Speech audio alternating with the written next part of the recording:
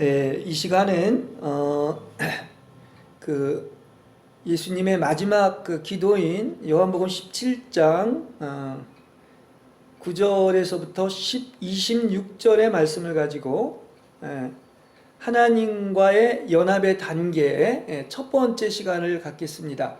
제가 이제 시리즈로 전 시간은 하나님과의 연합의 단계 개관을 이제 말씀드렸고, 몇 회에 걸쳐서 하나님과의 연합이 과연 무엇인가에 대해서 한 가지 한 가지 단계로 이렇게 말씀드리겠습니다. 자, 그 비운다는 것, 그리고 이걸 이제 케노시스라고도 그러고요. 또 이 깨어짐, 또 무지의 구름, 십자가, 이런 그 단어들이 있는데, 이것은 뭐를 뜻하느냐고 하면 모두 지나가고 없어져야 할 것들을 이렇게 표현하고 있는 말씀드리는 것입니다.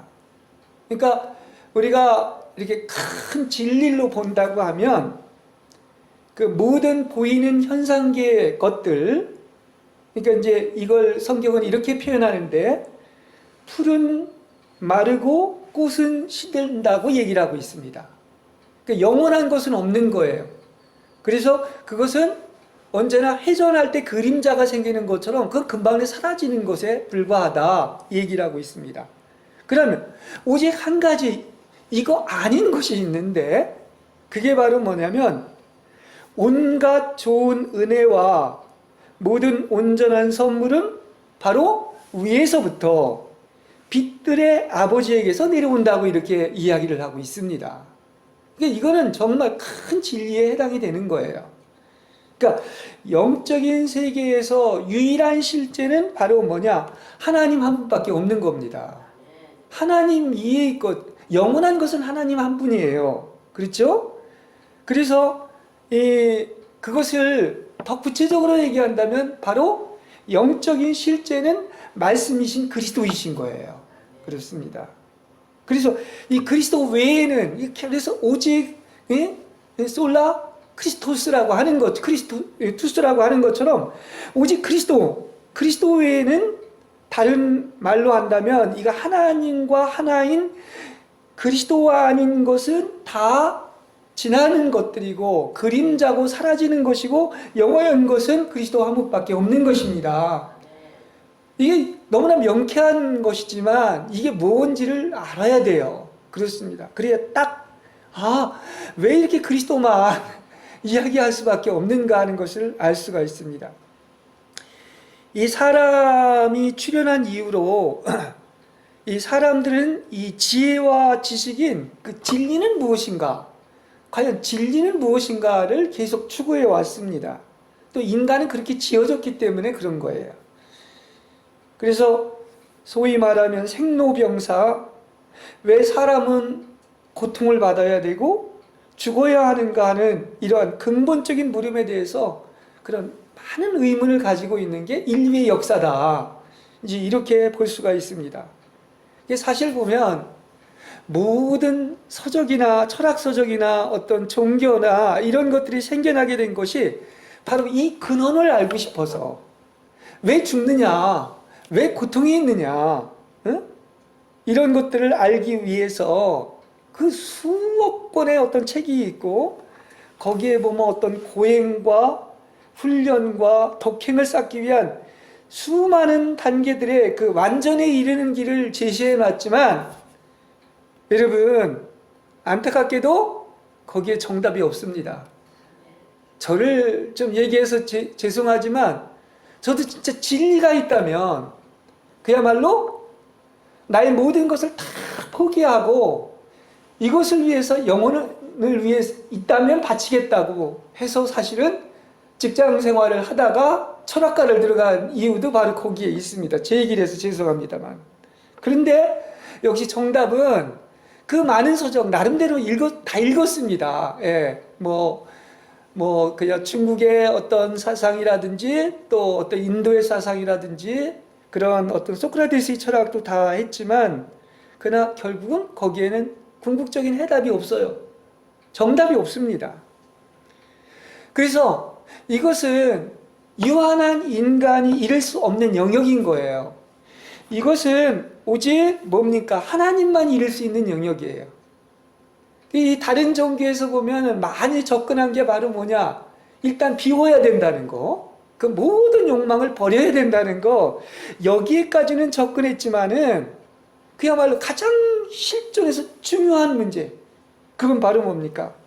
오라 곤고한 사람이로다. 누가 이 죽음의 몸에서 나를 구원할 수 있으랴? 죽음 문제를 해결하지 못합니다. 그렇습니다. 이건 아주 명쾌한 얘기예요. 죽음 문제를 누가 해결합니까? 아니, 공자나 석가도 자기 죽음에 대해서 책임을 못 졌는데 그것을 알 수가 있는 거예요. 그래서 정말 우리 인간들은 아무리 뭐 성인군자라 할지라도 죽음 앞에서, 특히 죄와 사망 앞에서는 무기력한 존재라는 것을 알아야 되는 것입니다. 그래서 이건 정말 진리예요. 그래서 결국은 답은 어디에 있느냐? 사람은 안 된다는 얘기예요. 쉽게 얘기하면 모든 것이 다 뭐 사람이 뭘 해서 추구해서 뭐를 완성하고 이럴 걸로 생각하는데 답이 벌써 나오지 않습니까? 누구만 가능해? 하나님만 죽음의 문제와 죄의 문제를 해결할 수가 있는 것입니다. 아멘이죠? 그렇습니다. 그래서 하나님이 아니고서는 누가 나를 이 죽음과 죄에서 건져낼 수 있겠습니까? 그리스도만이 할 수가 있는 거예요. 그렇습니다. 그래서 이제 우리가 인생의 어떤 고통의 문제, 왜 이 고통을 당해야 되고 죽어야 되나 하는 문제를 가장 근원에서부터 처음 얘기해 놓은 게 바로 욥기입니다. 우리가 성경을 이렇게 순서대로만 본다면 그 가장 먼저 쓰여진 책이 욥기와 모세오경이에요. 그 배경을 보면 이렇게 하나님께 이렇게 이제 제물을 드리는 이러한 것을 보면은 바로 이렇게 같은 시대에 쓰여진 어떤 것이라고 볼 수가 있는데, 이 고난의 문제를 가지고서 아주 끊임없는 논쟁을 벌이죠. 그 장과 37장까지니까 얼마나 긴 논쟁을 벌입니까? 그래서 거기에서 이 고통의 근본적인 문제가 뭐냐 하는 것을 이제 얘기를 하면서 욥이 계속 벗겨지고 소모되고 고통을 당하고 이 비워져야 되는 이 문제를 다루고 있는 것입니다. 그러면 여기에 대해서 역시 이것을 누가 해결해 주십니까? 하나님이 나타나서 해결해 주시는 거예요. 그렇습니다. 그렇다면 욥에게 유일하게 필요한 것은 바로 뭐냐? 하나님이 필요하다는 얘기입니다. 신약적인 경륜에서 얘기를 한다고 하면 바로 욥은 굉장히 본인은 의롭고 순전하고 깨끗하고 하나님께 예물을 드렸지만은, 그러나 가장 결정적인 것은 하나님이 아니신 거예요. 신약으로 얘기한다면 그의 안에 하나님의 채워지는 문제가 핵심인 것을 아시길 바랍니다. 하나님을 아느냐 모르느냐, 또 하나님이 그 안에 채워졌느냐 안 채워졌느냐가 관건인 거예요. 이게 키포인트고 핵심인 것입니다. 이 문제는 하나님만 해결하실 수 있는 것입니다. 그래서 하나님을 아는 것, 그리고 그의 가장 내면의 깊은 곳에 하나님이 들어오시는 것입니다. 할렐루야. 그래서 이 연합이라는 문제가 계속 제가 시리즈로 앞으로 적게는 7, 8번을 얘기할 것인데 이렇게 중요하다는 거예요. 하나님 없는 인생은 다 전무한 것입니다. 하나님 알고 그것도 하나님이 뭐야? 우리 안에 들어와서 연합되는 것이 전부인 줄로 믿습니다. 오직 이거 하나예요. 이것만이 진리인 것입니다. 그렇습니다. 그래서 욥이 하나님을 만나고 나서 그러지 않습니까? 알고 나서 제가 주님에 대하여 귀로만 들어왔으나 이제는 제 눈으로 주님을 배웠습니다.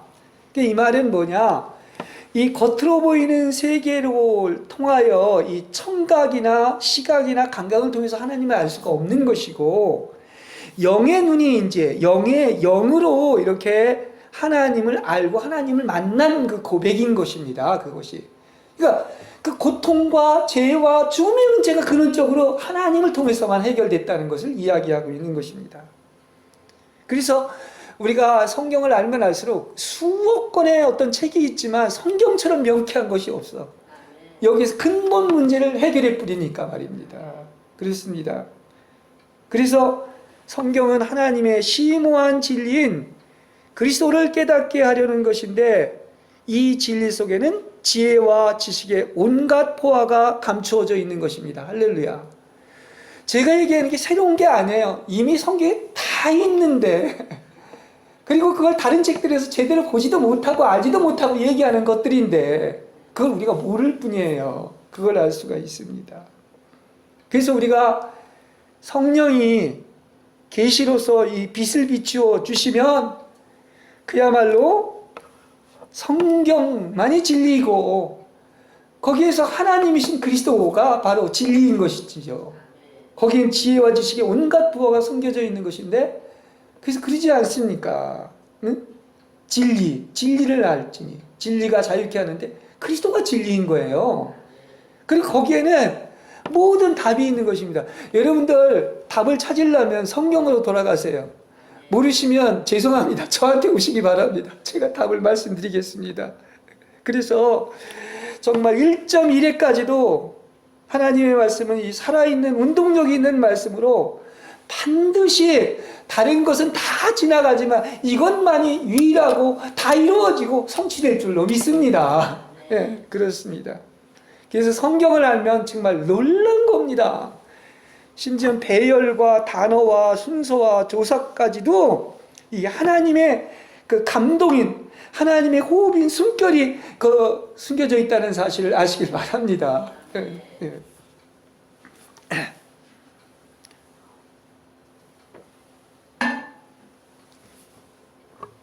그래서 하나님은 참 자상도 하셔가지고 이 진리를 말씀하시기 위해서 이런 당신께서 창조하신 자연이나 천기나 꽃이나 새나 나무들을 사용해서 이렇게 비유로 말씀하십니다. 그렇죠? 심지어 신약에서는 비사안으로 말씀을 한 것이 없었다 할 정도로 이건 알아듣는 사람은 알아듣고 못 알아듣는 사람은 못 알아듣는 거예요. 본래 하나님이 우리를 창조하셨을 때는 이것을 다 만물을 통해서 알게끔 되어 있어요. 진리를, 하나님을 알 수가 있는 것입니다. 타락해서 모르는 거예요. 로마서의 1장 20절에 보면 그런 얘기가 있습니다. 하나님이 창조하신 만물에는 하나님의 영원하신 능력과 신성과 같은 보이지 않는 특성들을 나타내 보이셔서 분명히 하나님을 보게 되고 알게 된다고 얘기를 하고 있습니다. 진리를 알게 된다고 얘기를 하고 있습니다. 모르는 것은 소경이 돼서 타락해서 가려있기 때문인 거예요. 아마 저도 잘 알지는 못하지만 여러분, 그러나 은혜를 받아서 이렇게 하면은 모든 그 생명들이 약동하고 노래하고 춤을 추는 것을 알 수가 있습니다. 은혜 받아보세요, 여러분. 그래서 우리가 이 생명의 신비인 이 유전자나 세포 하나만을 안다 하여도 그건 다 기적인 거야. 기적 아닐 수가 없는 것입니다. 그 유전자라는 그 DNA 정보를요, 만일에 컴퓨터에다 입력을 한다면요, 책으로 한다고 하면 아파트 10층 높이가 된다고까지 얘기를 해요. 그렇게 세포 하나가, 유전자 하나가 신기한 겁니다. 이건 생명의 놀이를 얘기하고 있는 거예요. 기적입니다, 기적. 예. 그래서 여러분, 이 모든 다 왜 죄와 사망이 우리에게 있으며, 우리 아까 얘기한 것처럼 누가 나를 건져내랴. 근데 그 죄와 죽음의 법에서 해방시키는 것이 바로 뭡니까? 바로 생명을 주시는 성령의 법. 그리스도에 의해서 이런 놀라운 일이 일어난다는 거 아니겠습니까? 그쵸? 정말 로마서 그 8장 2절에 있는 것, 생명의 성령의 법이 모든 죄와 사망에 의해서 너를 해방시켰다, 해결해 줬다는 얘기예요. 답이 여기에 있다는 것을 이야기해 주고 있는 것입니다. 그래서 여러분, 이런 것들을 여러분, 이 생명의 성령의 법이 생명의 원리를 경험한다고 하면, 체험한다면 아마 여러분은 그야말로 생수를 마음껏 누리고 풍성한 생명을 누리고 생명의 완의를 노래하며 모든 생명들이 노래하며 춤추는 것을 보게 될 줄로 믿습니다. 은혜 받고 보면 모든 게 새로운 거예요. 춤을 춥니다. 노래합니다. 그게 생명의 환희야. 베토벤이 그 작곡한 것처럼 그렇습니다. 그러니까 과학자들이 아는 거하고 차원이 다른 거예요. 영의 눈이 열려서 그 생명의 원리를 보기 시작하면 어떻다고요? 모든 것이 다 하나님을 찬미하고 노래하고 있는 거예요. 기뻐하지 않을 수가 없는 거야. 그렇습니다. 그래서 은혜 받은 그 하나님의 눈으로 모든 것을 본다면 그런 경이로운 것이 보이고, 이거 다 성경 얘기예요. 제 얘기가 아니라. 보라, 이전 것은 지나갔고 새로운 창조물이 되었도다, 이렇게 얘기하고 다 새로운 거야. 다 지 눈으로, 그 썩은 눈으로 보니까 다 세상이 죄와 사망의 어떤 것에 있는 것이지, 생명의 성령의 어떤 법으로 해방된 그 영의 눈으로, 하나님의 눈으로 보기 시작한다면 정말 천국과 새하늘과 새 땅이 여러분 안에 이루어지고 영으로 천개의 세계가 열릴 줄로 믿습니다. 이렇게 된다고 하면은 그냥 모든 게 생명의 환이고 사는 게 감사한 것이고 감사와 기쁨이 아닌 것이 없는 겁니다. 그걸 못 볼 뿐입니다. 제 얘기가 아니에요. 성경이 그렇게 얘기하고 있는 것입니다. 그렇습니다. 여러분, 그렇습니까? 적어도 우리 인생, 야, 이렇게 사는 것이 복된 것이구나. 이렇게 축복받고, 이렇게 사랑받고, 이렇게 환희를 느끼고 황홀함을 느낄 수 있는 것이 바로 주님과 함께 살아가는 거예요. 그렇습니다. 진짜 하나하나마다 다 그분의 인도를 받고 그분의 음성을 들어보세요. 동행을 해보세요. 쓸데없는 분심이 일어나지도 않고, 그렇다면 이게 하나님이 임재 연습에서 잠깐 얘기를 했지만은 그럼 온전 하나님이 임재 안에 있기 때문에 그야말로 정말 보라, 이전 것은 지나갔으니 새로운 창조물이 되었다. 할렐루야. 날마다가 우리는 새로운 창조물인 줄 믿습니다. 날마다 새로운 이 기적 아니에요, 모든 게. 그래서 우리가 이 영적 세계에도 이 과정이라는 것이 있는데, 이제 영적 세계의 그 필그림 가이드가 있습니다. 다시 말하면 우리는 그 완전에 이르기 위한 어떤 순례자로서의 여정을 가고 있는데, 이제 영적 성장의 깊이를 체험하는 것과 이제 순례자로서 성숙의 마지막 목표인, 여러분, 제가 계속 이제 막 시리즈로 이제 몇 번을 얘기한다고 그랬는데, 마지막 목표가 뭐냐고 하면요, 성경은 한마디로 그걸 거룩한 연합이라고 하는 거예요. 하나님과 그 목표가, 최종 목표가. 그래서 이렇게 거룩한 연합은 이제 이 과정이 있어요. 뭐든지 그렇잖아요. 시작, 출발이 있었다면은 뭐가 있어요? 과정이 있는 것이고, 철로 역정이 바로 그거 아닙니까? 그리고 나아가서 마지막 완성이 있는 것처럼 이제 영적 성장의 길에 들어선 이제 그 사랑이 시작됐어요. 주님과의. 첫사랑을 체험을 했지요. 그게 또 달콤하고 기쁘죠. 그렇지만 그것으로 시작을 한 것이 바로 이제 아가서의 사랑의 시작하기라고 한다면 이제 과정이 있는 거예요. 성장의 단계마다 주님께 물으며, 왜 욥기가 나왔고 욥의 고난에 메마른 시기가 있어야 되는 거예요. 반드시 있어야 되는 겁니다. 그리고 마지막으로는 뭐가 온다?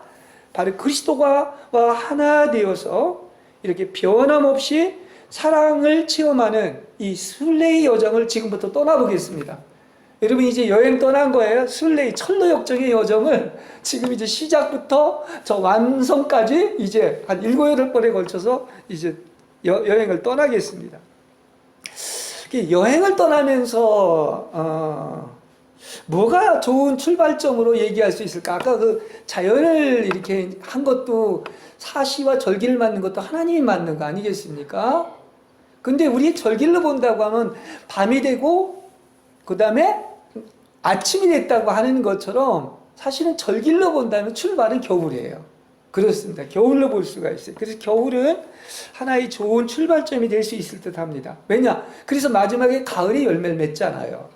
그래서 하나님이 계절의 특성을 주신 것은 이렇게 결국은 겨울과 봄과 여름과 가을의 과정을 거치는 것입니다.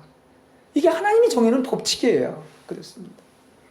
그래서 겨울이라는 계절은 오히려 다른 계절보다도 사실은 우리 그리스도인의 삶에서 일어나는 변화를 가장 잘 이해할 수 있는 훌륭한 예가 될 수가 있는 것입니다. 한번 들어보시기 바랍니다. 자, 이것은 제가 볼 때 이제 이 설계를 준비하면서 광야로 표현을 할까 아니면 겨울로 표현을 할까 이런 얘기를 했었는데, 여러분 보십시오. 쉽게 얘기한다면 세상에 있었죠. 근데 이제 거기서 세상에서 건짐을 받지 않았습니까? 무리에서 건짐을 받았잖아요. 근데 원로 데려와서 그 사랑으로 그렇게 됐지만 광야로 인도한 겁니다. 그 광야가 겨울에 해당이 되는 거예요. 어떻게 메마른 시기인 것이고. 근데 그 훈련을 통해서 어디로 가는 거야? 척과 꿀이 흐르는 요단강을 건너서 가나안에 들어가는 거예요. 이 과정하고 똑같은 겁니다. 공감이 되시죠? 그렇습니다. 그래서 물론 이걸 짧은 시간에 다 그 깊이를 얘기할 수 없지만, 한겨울에 이제 찬바람이 불고 추위가 찾아오면 이제 풍성했던 잎사귀들이 그 싱싱함을 잃고 갈색으로 변하고 땅에 떨어져 죽습니다. 그래가지고 이제 발가벗은 채 황량한 모습으로 서 있는 그런 나무를 보게 되는 거죠. 이거 누구나 알 수 있는 거 아니겠습니까? 근데 이거 하나에서 우리는 계시를 볼 수가 있는 거야. 아까 그랬죠? 꽃 한 송이에서도 계시를 볼 수가 있는 것이고, 그렇죠? 네, 모든 것에서 유전자 안에서도 하나님의 계시를 볼 수가 있다. 그래, 초록의 아름다운 잎사귀가 있을 때는 몰랐죠. 그 잎사귀에 가려서 화감이 있었기 때문에. 근데 잎사귀가 떨어지고 나면 아주 그냥 벌거숭이처럼 그대로 정나한 모습이 드러나게 돼 있을 수밖에 없다는 사실인 것입니다. 근데 왜 이 얘기를 했느냐고 하면, 우리 그리스도인의 삶에서의 변화도 마찬가지인 것입니다.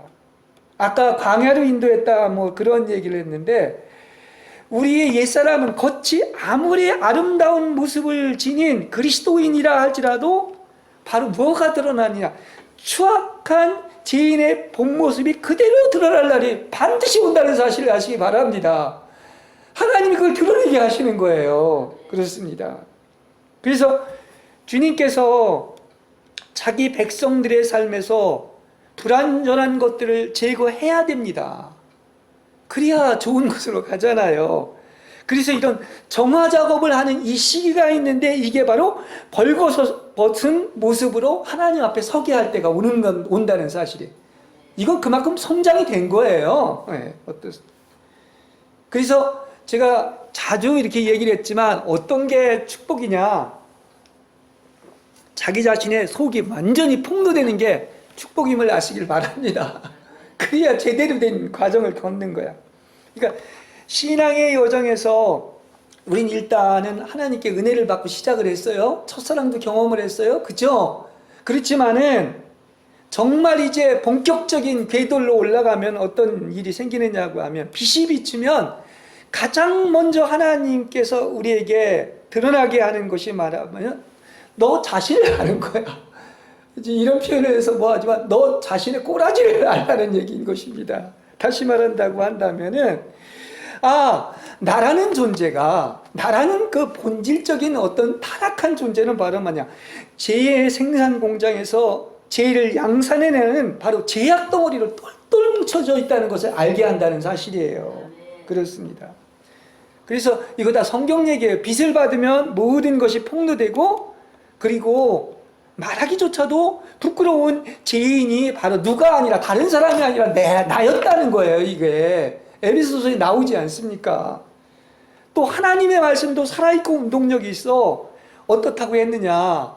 영과 혼을 가르고 마음속에 품은 생각과 속셈과 동기까지도 하나님 앞에 다 드러난다는 거예요. 벌거숭이채로.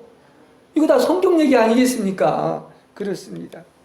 그래서 여러분이 언젠가는 반드시 내가 이토록 철저하게 타락한 죄인으로 유죄 판결받아서 지옥에 보내져야 될 존재임을 아는 것이 은혜임을 아시길 바랍니다.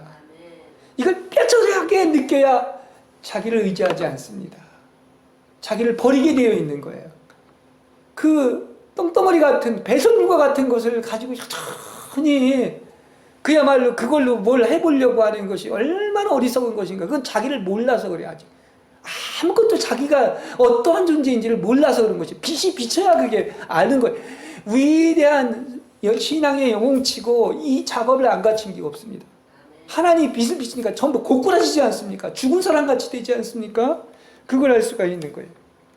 그래서 여러분, 역설적으로 사람들은 다 지 잘난 맛에 사는지 모르겠지만 은혜 받는 비결이 여기에 있는 거야.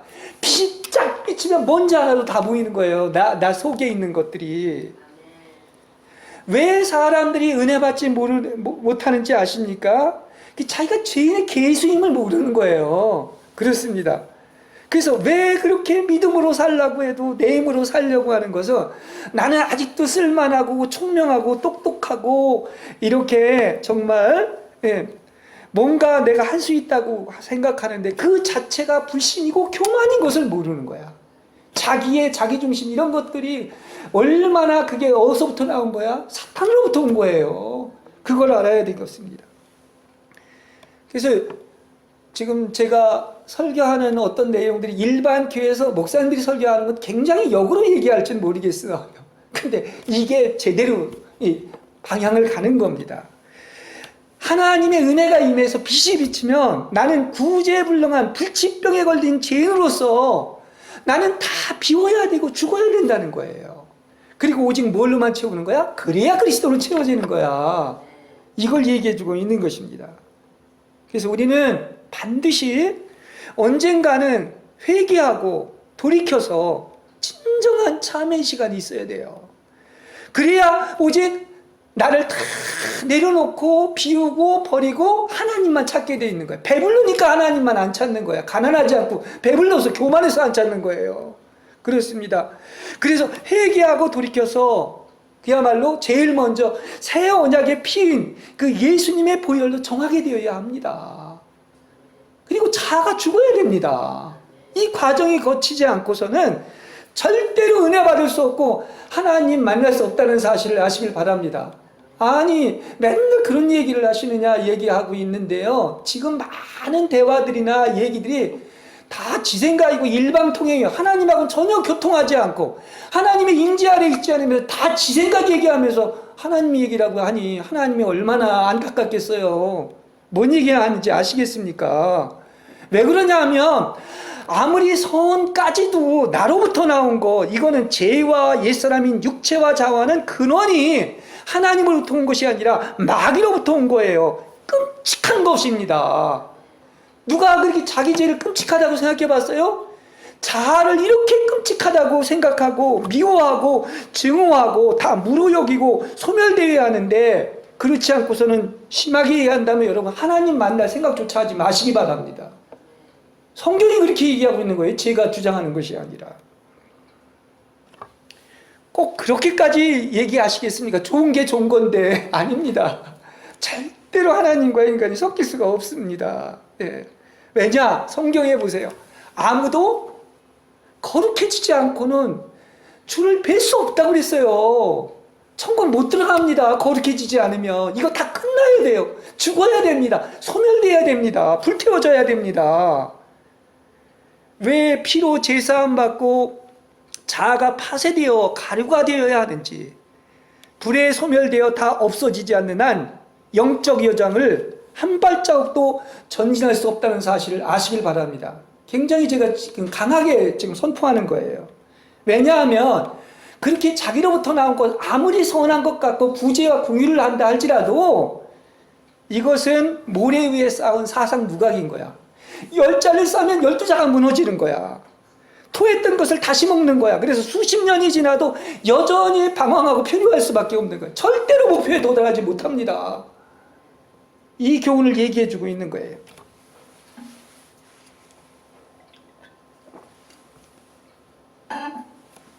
뭐 조그맣고 부족한 알지 못하는 목회자가 얘기를 하니까 콧방귀도 안 낄지 모르지만 여러분 지금의 기독교가 천국에 들어갈 수 있다고 보십니까? 마귀보다 적그리스도보다 더한 자아가 살고 있는 한 주여 주여 예언도 하고 병도 고치고 귀신도 쫓아내지만 천국에 들어가지 못합니다. 식통하지 못합니다. 심지어 이 말들을 목사님들이 많이 하더라고요. 근데 그렇게 말하는 사람조차도 영혼이 이게 구분이 안 되고 혼에서 나오는 자기한테서 나오는 이 자아에서 나오는 것은 이론에 불과한 것이고 자아가 사라질 때만이 빛이 청청하게 빛날 줄로 믿습니다. 이게 무슨 얘기인지 같이 하나님의 긍휼이 임하길 바랍니다. 그렇습니다. 그래서 이건 언제 다 알 수 있다? 그리스도께서 다시 오시는 날은 다 선악간에 행한 것이 드러나고 심판을 받게 되는 거예요. 그날이 와서 지금요, 이 조직으로 엮어지고 업적과 화려함을 자랑하는 이 교자나무인 거대한 교회와 다른 복음인 누룩이 섞인 그 인본주의와 구복주의 교회와 심지어 소수만 들어간다고 했는데 대부분의 교회들은 천국에는 직통하지 못합니다. 이건 나중에 어떤 때 시간이 있으면 정말 깊이 한번 같이 이렇게 교통할 필요가 있는 거예요. 이 비밀을 거의 모르고 있습니다. 왜냐하면 자아가 파쇄되지 않고 죽지 않은 것은 마귀로부터 온 자기의에 불과한 거예요. 많은 사람들 자기 의로 행하는 모든 것들이 그게 바로 죄라는 것을 로마서에서 14장에서 얘기하고 있지 않습니까? 자기 의가 죄라는 자체를 모르는 거야. 근데 다 지 혼에서 나오는 게 자기 의고 자기 애라는 것을 모르기 때문에 일방적으로 지 얘기하는데 하나님 얘기 아닙니다. 하나님 기뻐하지 않습니다. 그렇습니다. 사역도 마찬가지야. 목회자가 사역하는 게 진정한 사역은 자아가 죽고 파쇄된 사람만이 영이 흘러나오는데 지가 나오고 자아가 죽지 않았기 때문에 하나님을 제대로 모르는 거예요. 그래서 그렇게까지밖에 설교를 할 수가 없는 것입니다. 이렇게까지 얘기하고 싶어요. 또 이상한 얘기한다 생각할지 모르겠어요. 차라리 아무것도 하지 마시기 바랍니다. 그리고 뭐 하길 원해요? 오직 그리스도 안에 고요히 머물기만 하는 여러분이 되시기를 바랍니다. 마리아처럼 지성소 안에서 예수님의 무릎 아래 그냥 무릎 꿇고 있으세요. 그래서 그분이 하라는 것만 하시기 바랍니다. 절대로 여러분이 하는 것은 하나님을 고역하는 거야. 예? 내 의로 하는 것이. 그렇게 나쁘다는 걸 모르는 거예요, 사람들이. 그래서 성경을 바로 알면 뭐라고 생각해? 사도 바울이 너희들 예수님이 십자가에 못 박힌 것이 밝히 보이거늘 그 십자가에 못 박힌 예수 그리스도 말고 왜 다른 모든 것들을 가지고 또다시 육체로 돌아가려고 하느냐? 이렇게 얘기하고 있지 않습니까? 그러니까 이 죄라는 것을 우리가 진실로 하나님이 비춰줘서 죄악덩어리라는 것을 알았다면은 얼마나 죄를 싫어하고 죄는 우주만큼 멀어져야 돼요. 아예 죄는 생각조차도 하지 말 정도로 멀어져야 됩니다. 거룩해지지 않고 못 본다고 그랬잖아요, 하나님을. 또 육체는 완전히 끝나야 돼요. 이게 자아가 끝나는 거야. 다시 말하면 육체가 끝나는 것이 참 할례당인 거예요. 그래서 세례도 받고 할례를 받는 거야. 그 뜻이. 또 자아로 사는 것은 지옥 가는 것보다 더 증오해야 되는 것입니다. 예, 제가 좀 이런 표현을 썼는데, 그래서 이 복음을 받아들일 수 있다면 이것은 자아가 십자가에 처리받은 사람만이 이것을 받아들이게 될 줄로 믿습니다.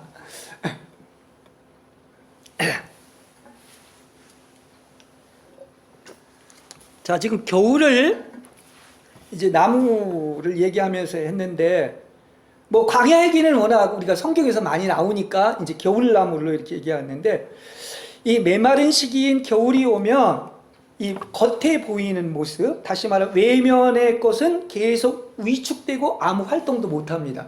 그렇죠? 잎사귀가 이제 또 죽으니까 그렇습니다. 그럼 오히려 이때가 어떤 때냐? 우린 대부분은 이걸 모르면 이걸 싫어하는데, 오히려 풍성한 잎이 있을 때보다도 속의 생명은 잎 때문에 쓸데없이 소진되지 않아요. 어디에 다 집중되느냐? 그 내부의 생명으로, 깊은 생명 안으로 집중이 됩니다. 생명력이. 무슨 얘기인지 알겠죠? 여름에는 그 잎사귀나 이런 것들 때문에 거기 영양분이 글로 다 가지만은 이제 잎 때문에 소진되지 않고 가장 깊은 줄기와 뿌리 부분에 생명이 활동해서 점점 더 밖이 아니라 안에 내면 속으로 파고들어가지고 속의 생명은 점점 더 연단되면서 강해지는 거예요. 오히려 겨울일수록 그런 것입니다. 속은 더 강해지는 겁니다. 생존하니까, 살아있는 게 생명의 원리 아닙니까? 생존하기 때문에 더 강해지는 거예요. 그렇습니다. 그래서 우리가 이 영적 겨울인 고난과 영적 침체와 하나님의 침묵이 있다면 이게 겉으로 볼 때는 안 좋은 것 같지만은 겉사람이 위축되고 점점 더 소멸되어가는 과정이고 그런 훈련이라는 것을 아시기 바랍니다. 이거 성령이 하시는 거예요. 겉사람을 파쇄시키는 겁니다. 그렇죠? 그래서 겉사람은 계속 흐려지지만 놀랍게도 어떻습니까? 속사람은 점점 더 내면 깊은 곳으로 집중되고 생명이 역사해서 속생명이 세워지고 강해지고 하나님과의 연합이 더욱더 증가한다는 사실을 아시길 바랍니다. 그래서 반드시 이게 필요한 거예요. 그렇지 않고 성숙되질 않습니다. 열매를 맺질 않습니다. 그러니까 시련과 고난을 겪지 않고 강건해지는 것은 없어요. 이게 하나님의 원리예요. 겉사람인 혼은 조용하고 잠잠한 것 같지만 하나님의 생생한 생명력이 약동할 때에는 속사람이 하나님께만 반응하며 교제하게 되고, 그래서 사실은 가장 조용한 것 같지만 겉이 분주하지 않고 영은 가장 활발한 활동을 하는 때가 그런 때인 것을 아시기 바랍니다. 여러분이 영혼의 순례의 길을 걷고 있다면 고통을 당하거나 메마른 시기가 계속되는 영적인 겨울이 반드시 찾아오는데, 바로 이것을 통과하고 나면 부활에 이르는 것이고 의의 평강의 열매를 맺게 되는 것입니다. 이게 원리예요. 열매 맺기 위해서는 오히려 그것을 기뻐하는 여러분 되시길 바랍니다. 시련 없는 참된 믿음이 없고 고통 없는 열매는 없습니다. 장렬하는 태양과 천둥과 번개가 치고 나야 열매를 맺을 때가 오는 것이고, 이것도 다 어떤 때? 하나님이 정하신 때인 거예요. 그렇습니다. 이 광야의 기간이 있을 때 하나님이 왜 모든 것 다 땅의 것 빼앗고 아무것도 없게 만들고 광야에 그냥 광야에 훈련시키는 것을 위의 것 한 분만 만나게 하기 위한 거예요. 그것을 알 수가 있습니다. 그래서 하나님의 때가 이게 길수록 큰 그릇이에요. 사실은 알고 보면. 왜냐? 하나님이 정하신 때, 하나님이 정하신 시간에 만결될 때 그 일을 마치기 때문에 그런 것입니다. 그래서 겉사람은 벗겨냄이 있는 반면 속사람은 그분의 생명으로 채워지는 때라는 것을 아시기를 바랍니다. 자, 그리스도인이 고통 가운데 있을 때는 사실은 겉의 것은 뭐만 보이냐? 십자가만 보입니다. 근데 십자가가 뭐냐고 하면 그것이 그 십자가의 모습으로 다가오는 주님의 방문이라는 사실을 아시길 바랍니다. 여러분이 가장 쓰라림을 느끼는 그 고통의 때에 주님이 가장 가까이 계신 거예요. 그렇습니다. 언제나 함께하고 있는 것이고, 그래서 이 정말 곤란 중에 계시는 이 감추어진 하나님이라는 이러한 그 유명한 얘기가 있는데, 이게 이제 루터나 신비주의 계통에서 얘기하는 것인데, 바로 여러분의 가슴 한가운데 내주하시는 하나님으로서 영의 또 다른 광대한 세계로 인도하는 거예요. 믿음도 마찬가지. 시련을 통과하지 못한 믿음은 다 가짜인 거야. 그렇죠? 그래야 진짜 믿음이 되는 거예요. 그러니까 영적 체험에서 고난을 통과한 만큼 부활이 이루어지고, 여러분은 영의 사람이 되고 하나님의 사람이 되고 속사람이 강건한 사람이 되는 거예요. 이 훈련을 시키는 거야. 강하게. 그렇습니다. 그래서 이것은 하나님이 여러분 안에서 강하게 활동하는 것이라는 것을 아시고, 이 작업이 뭐다? 옛 나는 계속 죽고 새 나는 계속해서 부활해서 그리스도로 조성되고 건축되어 신의 성품을 가진 하나님의 아들들이 되는 과정이 되는 겁니다. 신앙의 대상은 보이지 않는 영의 세계이기 때문에 여러분의 바로 뭐냐? 죽인 자를 살린다. 이런 어떤 말이 있는 것처럼 여러분의 죄와 육체와 자아와 세상은 죽이고 지옥에 끌어내리고 무덤에 보내시는 겁니다. 그리고 여러분의 새 사람을 살리고 일으키시고 하늘에 이끌어 올리시고, 그래서 어떠한 경우든지 그분은 자비롭고 정의로우시다고 믿을 수 있는 것이 바로 신앙을 강화하는 훈련인 것입니다. 그렇죠? 그게 축복인 거야. 쓸데없는 쓰레기를 끌어내리셔가지고 저 지옥에 보내고 정말 새 사람으로서 여러분을 살리고 일으키고 부활시키는 거 아니겠습니까? 그래서 영적인 순례의 여정에서 우리는 맨 처음부터 이런 훈련을 제대로 받아야 돼. 이렇지 않으면 몇십 년을 훈련받아도 제대로 되질 않습니다. 그래서 천국도 제대로 못 들어가요. 그래서 우리는 언제나 제일 중요한 게 뭐다? 막 여러 가지 일도 분주하지만 하나님 앞에 고요히 머무는 법을 배우는 여러분들 되길 바랍니다. 그분이 다 인도하시고 알아서 하실 거예요. 그 과정은 많이 걸리겠지만. 그래서 혼이 분주하지만 말고 예수님의 발 아래 무릎을 꿇고 그분의 말을 듣는 훈련이 되어야 합니다. 목사도 말로만 설교하지만은 일방통행 지 얘기하는 것이 아니라 하나님이 임재 아래서 그분이 하라는 거 하고 그분이 말씀하시는 거 그거 전화해야 되는 것이지, 그렇지 않으면 다 땅에 얘기하는 겁니다. 그렇죠? 그러니까 이렇게 자신을 위한 아무런 요구도 없이 자신의 뜻을 포기한 채 그분 앞에 나아가는 여러분 되시기 바랍니다. 은혜의 보좌 앞에 담대히 나아가시기 바랍니다. 우리가 주님 앞에 나아갈 때 이걸 봐야 돼요. 과연 내가 마음의 동기가 자아인 나에서 시작되었는지 철저히 살피고 자아에서 시작된 행동은 아예 시작조차 하지 마시기 바랍니다. 이거는 헛수고하는 거예요. 쓸데없는 일을 하는 거예요. 자신의 힘으로 하는 것보다 하나님이 하시고자 하는 일을 방해하는 것은 없으며 이것은 결국 자기들만의 잔치인 거예요. 이기적인 본성만 강화시키는 거야. 그렇습니다.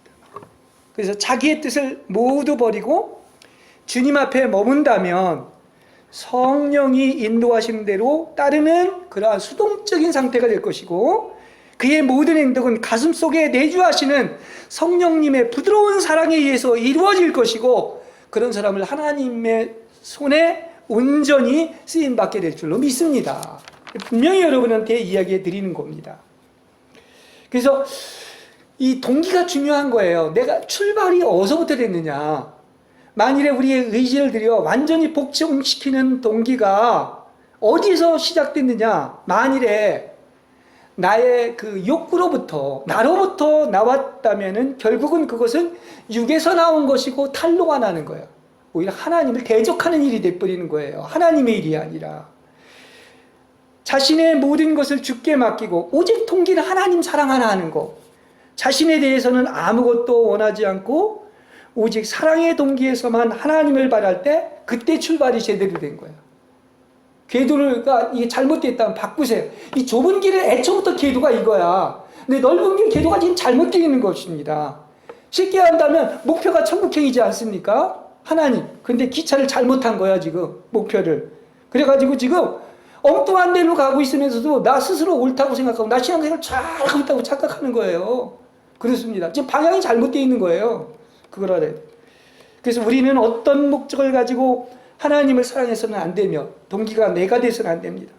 우리를 지탱해주는 자신의 감정에 의지해서도 안 되고 또 영적인 풍성함을 경험할 때든 메마르고 삭막한 땅을 걸어갈 때든 상관없이 온전히 그게 전혀 영향을 미치지 않고 생각도 하지 마시고 그분만을 온전히 사랑해야 됩니다. 그렇습니까? 그러면 환경의 영향을 안 받는 거예요. 겉사람이 살질 않으니까. 속사람이 하나님하고만 살기 때문에 그런 것입니다. 이게 하나님의 인재 훈련에서 제가 말씀드린 것 중에 하나예요. 그렇습니다. 그죠? 우리는 하루에도 수천 번의 분심이 들어옵니다. 그건 벌써 내 생각 안으로 들어온 거야. 아니죠. 그때 즉시 주님께 돌이키시기 바랍니다. 주님께 물어보시기만 바라고 아예 그냥 그리스도 말고는 생각하지 마세요. 생각도 하지 마시기 바랍니다. 이거예요. 아니 어떻게 사는데 그렇게 생각 안 하느냐. 그게 아니라니까요. 그렇죠. 그럼 주님이 알아서 하시는데 인도하시는데 얼마나 좋겠습니까. 그러나 보십시오. 얼마나 많은 것들이 그렇게 설교를 해도 무언 얘기를 하는지 알아듣지를 못하는 거야. 너무나 많은 것들이 안타깝게도 자아 때문에 생기는 갖가지 욕구들을 내면에 담아둔 채 섞인 마음으로 하나님을 사랑한다고 하기 때문에 백날 가도 똑같은 거야. 첫날이 가도 여우꼬리가 그대로 여우꼬리 있는 것처럼 안 바뀌는 겁니다. 그래서 자기 만족을 위한 사랑일 때가 많기 때문에 감정이 식으면 또 하나님을 사랑할 수가 없어요. 그리고 떠나는 사람도 있는 겁니다. 신앙에는 그런 면에서 보면 얼마나 하나님 한 분만 바라보는 이 단순함과 순수성이 요구되는지 몰라요. 이 시간 이후로 다른 거 아무것도 생각하지 마시기 바랍니다. 하나님 한 분만 생각하고 그분 한 분만 사랑했어요. 다른 건 아예 없다고 생각하세요. 무입니다. 본래가 무야. 없어지는 것들이야. 아까 제가 서두에도 얘기했지만 영원한 것은 하나님 한 분밖에 없습니다.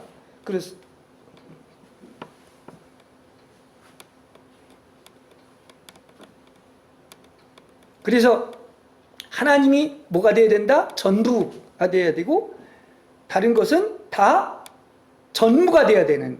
예?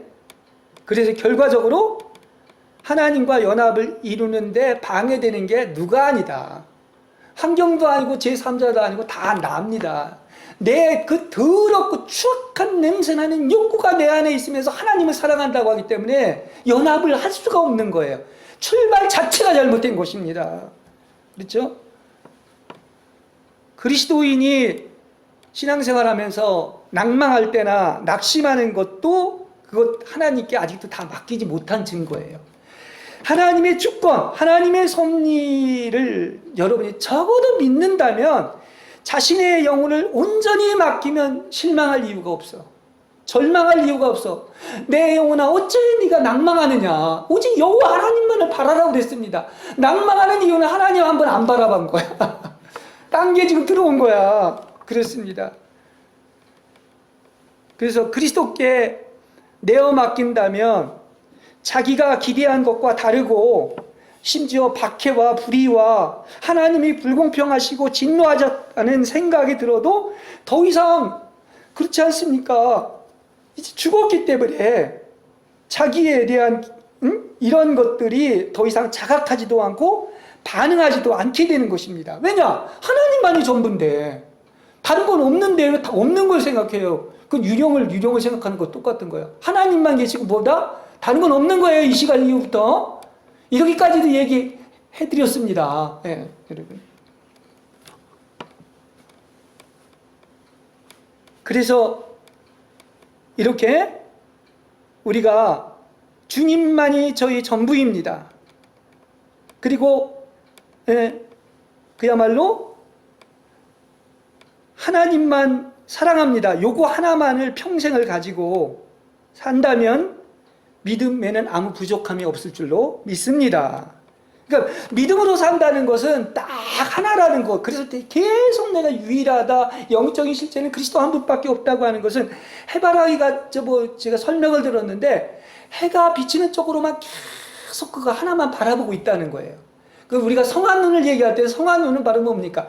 이런 거 저런 거 바라보면 성한 눈이 아닌 거예요. 그거는 어두워요. 그래서 온몸이 어둡다고 그래서 성한 눈은 오직 단일한 눈을 가지고 하나님 한 분만 바라보는 거야. 그러면 온몸이 밝다고 얘기하고 있습니다. 그렇게 설교를 많이 했는데도 불구하고. 그래서 해바라기가 해만 쫓아가며 바라보듯이 이 성령이 인도하는 것을 쫓는 것 말고는 아무것도 안 하는 거예요. 참 이게 같이 이렇게 같이 영적으로 느꼈으면 좋겠습니다. 오늘 요한복음 17장의 예수님의 마지막 기도도 과연 무슨 얘기를 하고 있느냐. 그 마지막 기도는 가장 중요한 기도 아닙니까? 마지막 유언처럼 기도한 것인데 바로 쉽게 얘기한다면 그냥 단편적으로 얘기한다면 그냥 궁극적으로 하나님과 하나 되게 해달라, 연합되게 해달라는 게 이 기도를 하고 있는 거예요. 그게 지금 주제하고도 맞아들지 않습니까? 계속 하나님이 임재 연습에서부터 지금 하나님과 연합에도 시간이 없었기 때문에 간단하게 압축하지만 기도하면서 그럽니다. 아버지께서 내게 맡기신 저들을 끝까지 지켜주십시오.